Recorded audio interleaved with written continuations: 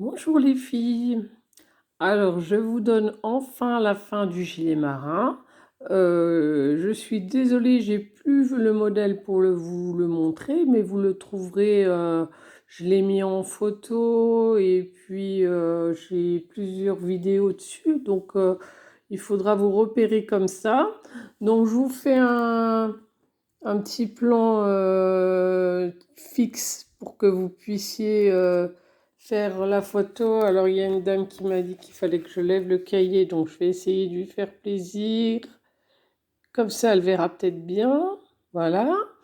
Oui, alors il est parti ce petit gilet. J'étais obligée de l'offrir et j'avais pas terminé le tuto. Donc je vais lire avec vous, comme ça, ça devrait le faire. Si vous avez si vous rencontrez un problème, vous me le dites. J'essaye de vous aider le plus rapidement possible. Alors, on en était au demi-vent devant droit. Donc on continuait jusqu'à 23 cm et demi de hauteur totale. Je vous ai mis un petit rappel pour les boutonnières, hein, si vous en faites d'un côté ou de l'autre, comme vous avez envie, droite ou gauche. J'ai toujours pas trop géré le droite et gauche des boutonnières pour ma part, mais après, certaines vont mettre des pressions, donc ça ne les concerne pas. Donc on va faire le décrochement du devant, le décrochement, non j'ai plus de page derrière, de l'encolure que j'ai fait en deux couleurs. Alors bien sûr vous pouvez le faire en une seule couleur, moi j'avais envie que ça se démarque, alors je vous ai fait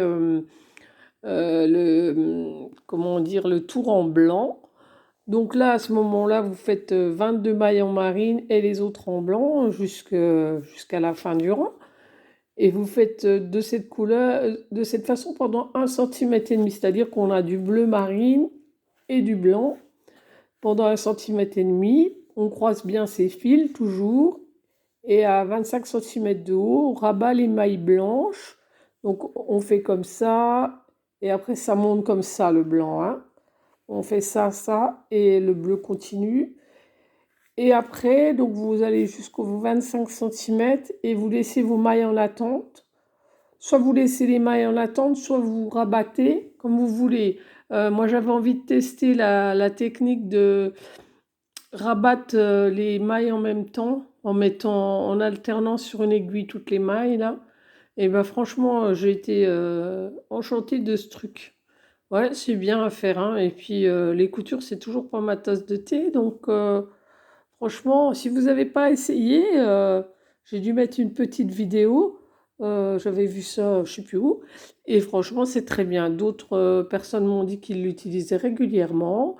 Et ben, c'est une belle chose que j'ai apprise. Voilà.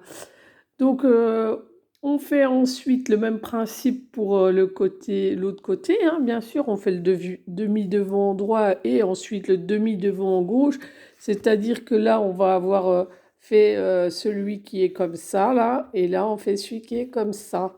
Ouais, c'est vraiment une encolure, quoi, hein, toute normale.